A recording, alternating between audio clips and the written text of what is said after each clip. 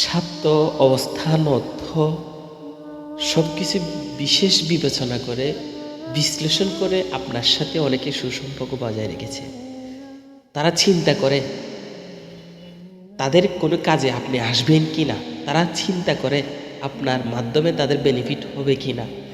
নিঃস্বার্থভাবে এই মিশে দুনিয়ায় কেউ আপনাকে ভালোবাসে না। তারা বিশ্লেষণ করে, চিন্তা করে, পর্যবেক্ষণ করে আপনার মাধ্যমে তাদের কতটুকু উপকার হবে, আপনার মাধ্যমে তাদের কতটুকু লাভ হবে, তারপর তারা সামনে অগ্রসর হয় আপনাকে নিয়ে। মনে রাখতে হবে, নির্দিষ্ট একটা সময় আমরা সবাই একা।